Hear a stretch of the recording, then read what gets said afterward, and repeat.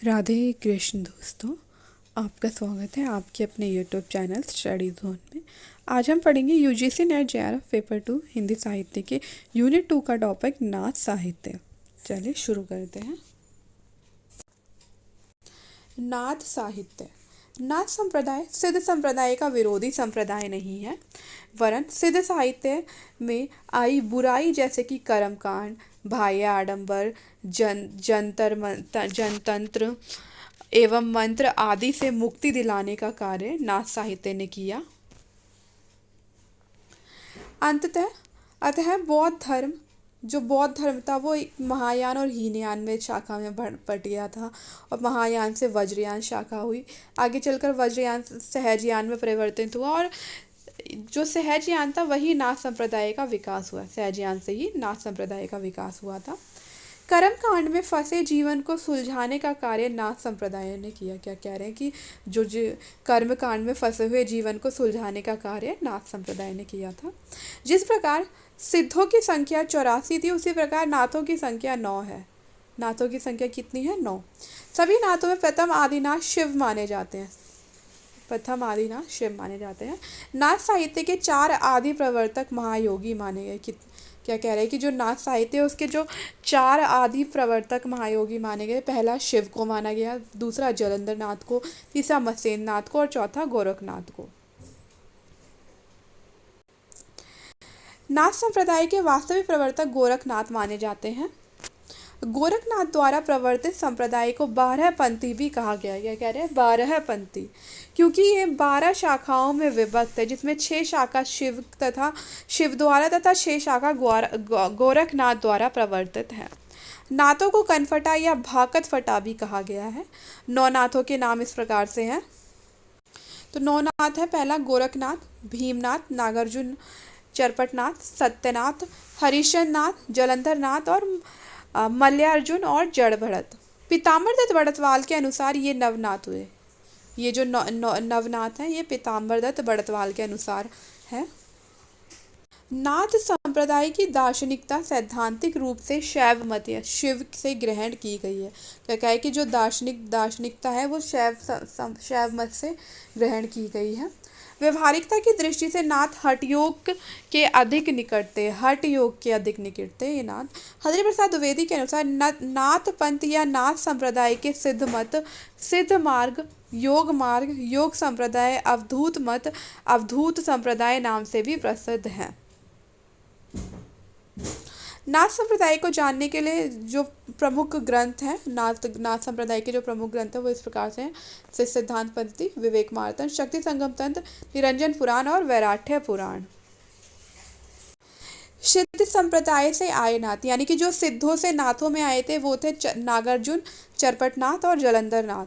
नाथों में सिद्धों की संख्या 5 थी। सिद्धों की संख्या 5 थी। मसेन नाथ ये भी जो है सिद्ध संप्रदाय से यहाँ पे आए थे। गोरखनाथ, नागार्जुन, चरपटनाथ और जलंधर नाथ।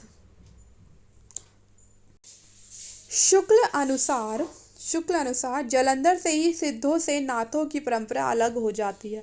इसका मतलब हुआ कि जो सिद्धों से नाथों में आने वाले अंतिम सिद्ध थे वो जलंधर थे। नागार्जुन को प्रसिद्ध रासायनी कहा गया है। क्या कहा गया है? रासायनी। नागार्जुन को रासायनी कहा गया, और जलंधर नाथ को बालनाथ कहते हैं। जलंधर नाथ को ही बालनाथ भी कहते हैं। अब देखते हैं नाथ साहित्य की विशेषता।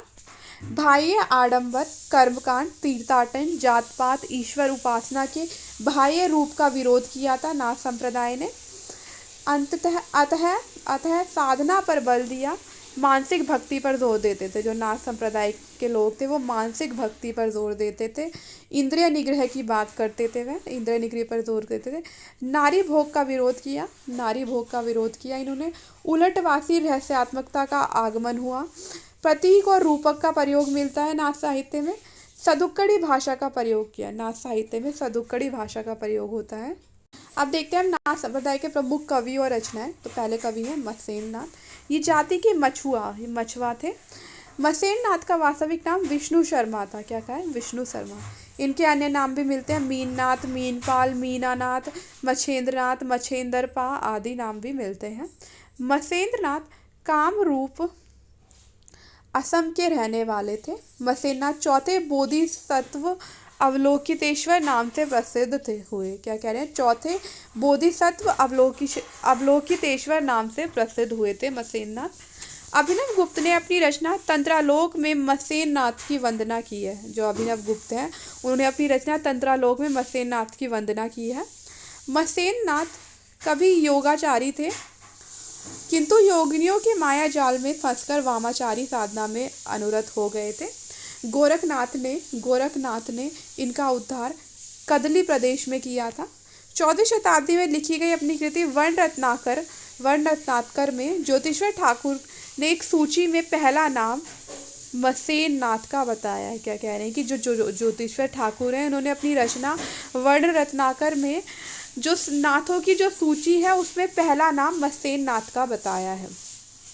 संत ज्ञानेश्वर ने पहला नाम आदिनाथ शिव का बताया है। मसेननाथ की रचनाएं हैं अकुल वीर तंत्र, कूलानंद, ज्ञान कारिका, कौल ज्ञान निर्णय, ये मसेननाथ की रचनाएं हैं। हरिहर प्रसाद द्विवेदी ने मसेंद्र के पदों का संकलन नाथ सिद्धों की बानियाँ शीर्षक से किया है। क्या कह रहे हैं कि हरिहर प्रसाद द्विवेदी ने जो मसेंद्र के पद हैं उनका संकलन नाथ सिद्धों की बानियाँ शीर्षक से किया है। मसेंद्र की कृतियों का वर्णन शैव परंपरा के अंतर्गत आता है। क्या कहा है कि मसेंद्र की जो कृतियां हैं उनका वर्णन शैव परंपरा के अंतर्गत आता है। गोरखनाथ, ये इनका जन्म उत्तर प्रदेश गोरखपुर में हुआ था। शिक्षा और सिद्धांतों का प्रचार प्रसार पंजाब और राजस्थान राजपूतों में हुआ। इनका जो शिक्षा और सिद्धांतों का इन्होंने अपने शिक्षा और सिद्धांतों का प्रचार प्रसार पंजाब और राजस्थान में किया था। नाथ योगियों में सबसे अधिक प्रभावशाली गोरखनाथ थे। गोरखनाथ सबसे अधिक प्रभावशाली थे। ये मध्य युग के प्रसिद्ध धार्मिक नेता माने जाते हैं। गोरखनाथ के गुरु मसेननाथ थे, परंतु उनके प्रथम व आदि गुरु शिव यानी कि आदिनाथ थे। गोरखनाथ ने अपने गुरु मसेननाथ को भोग विलास से मुक्त करने के लिए कदली प्रदेश कर्नाटक ले गए और वहां पर वामामार्गी पद्धति के माध्यम से मसेननाथ का उद्धार किया। यही कारण है कि लोगों में चर्चित है कि जाग मच्छंदर गोरख आया। ये ऐसा कहा जाता है कि जाग मच्छंदर गोरख आया। गोरखनाथ को मिश्र बंधुओं ने गद्य का प्रथम लेखक माना है। क्या कहा? गद्य का प्रथम लेखक गोरखनाथ को मिश्र बंधुओं ने माना है। हरिहर प्रसाद द्विवेदी का मत है कि शंकराचार्य के बाद इतना प्रभावशाली और महिमान्वित महापुरुष भारतवर्ष में दूसरा नहीं हुआ। भारत के कोने कोने में उनके अनुयायी आज भी पाए जाते हैं। भक्ति आंदोलन के पूर्व सबसे अधिक शक्तिशाली धार्मिक आंदोलन गोरखनाथ का भक्ति मार्ग है। ये क्या हरिहर प्रसाद द्विवेदी ने कहा है कि जो गोरखनाथ का भक्ति मार्ग जो है वो सबसे प्रसिद्ध और शक्तिशाली धार्मिक आंदोलन रहा है। गोरखनाथ भक्ति विरोधी थे, जिसका उल्लेख तुलसी ने इस प्रकार से किया है, गोरख जगायो जोग भक्ति बगायो लोग। हरिहर प्रसाद द्विवेदी कहते हैं कि गोरखनाथ अपने युग के सबसे बड़े नेता हैं। गोरखनाथ के समय के लेकर विद्वान जो है एक मत नहीं है, तो उनके समय को जो है अलग अलग विद्वानों ने इस प्रकार से बताया है।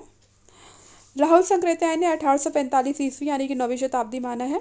हरिहर प्रसाद द्विवेदी ने भी 9वीं शताब्दी माना है। पीताम्बर दत्त बड़तवाल ने 11वीं शताब्दी माना है। रामचंद्र शुक्ल ने 13वीं शताब्दी माना है। और इस जो है इन्होंने गोरखनाथ को पृथ्वीराज रासो के समकालीन माना है। डॉक्टर रामकुमार वर्मा ने 13वीं शताब्दी माना है, और जो सर्वमान्य है वो 13वीं शताब्दी है। गोरखनाथ का समय 13वीं शताब्दी सर्वमान्य है। गोरखनाथ की समस्त रचनाओं का संग्रह पीताम्बर दत्त बड़तवाल ने 1930 में गोरखबानी शीर्षक से किया था। गोरखबानी शीर्षक से पीताम्बर दत्त बड़तवाल ने किया था। इसमें गोरखनाथ की कुल 40 ग्रंथों का उल्लेख करते हुए 14 को प्रमाणित माना है। क्या कह रहे हैं कि कुल 40 ग्रंथों का उल्लेख किया है, पर प्रमाणित केवल 14 ही मानी है। तो देखते हैं इनके ग्रंथ। सप्तवार, शिष्य दर्शन, सबद, पद, पंचमात्रा जोग, ज्ञान 34, पंचतिथि, ज्ञान 34, ज्ञान तिलक, आत्मबोध, नरवई बोध, मच्छिंदर गोरख जोग, रोमावली, अभय मात्रा जोग। तो ये गोरखनाथ के 14 प्रमाणित ग्रंथ पीताम्बर दत्त बड़तवाल ने बताए हैं। सर्वाधिक प्रामाणिक रचना शबद को माना है। जो गोरखनाथ की सर्वाधिक प्रामाणिक रचना है वो शबद है। हरिप्रसाद द्विवेदी ने गोरखनाथ की 23 प्रामाणिक पुस्तकों का उल्लेख करते हैं। हरिप्रसाद द्विवेदी ने 23 प्रामाणिक पुस्तकों का उल्लेख किया है।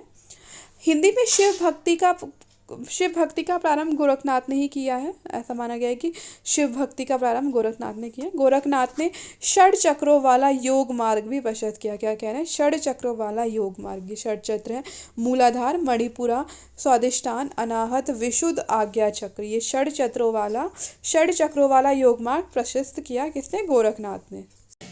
जलंधर नाथ, ये गोरखनाथ के समकालीन थे। इन्हें भगवान शिव की क्रोधाग्नि से उत्पन्न और समुद्र के पुत्र के रूप में जाना जाता है। क्या कह रहे हैं कि जो भगवान शिव हैं उनकी क्रोधाग्नि से उत्पन्न है और समुद्र के पुत्र के नाम से इनको जाना गया है।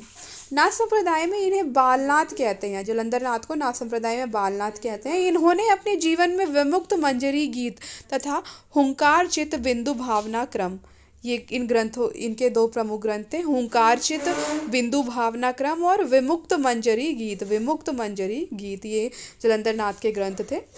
गायत्री मंत्र के बाद आदेश कहने की प्रवृत्ति नाथों में थी। चौरंगी नाथ, ये गोरखनाथ के शिष्य थे। चौरंगी नाथ, गोरखनाथ की रचना प्राण संकली को इन्होंने ही पूरा किया था। चौरंगी नाथ ने गोरखनाथ की जो रचना थी प्राण संकली, उसको पूर्ण किया था। चरपट नाथ गोरखनाथ के शिष्य थे। चरपट नाथ भी गोरखनाथ के शिष्य थे और इनका वास्तविक नाम चरकानंद था। PDF नोट्स के लिए आप हमें टेलीग्राम पर ज्वाइन कर सकते हैं। टेलीग्राम का लिंक आपको नीचे डिस्क्रिप्शन बॉक्स में मिल जाएगा। तो लाइक करें, शेयर करें और हमारे चैनल को सब्सक्राइब करें। Thanks for watching.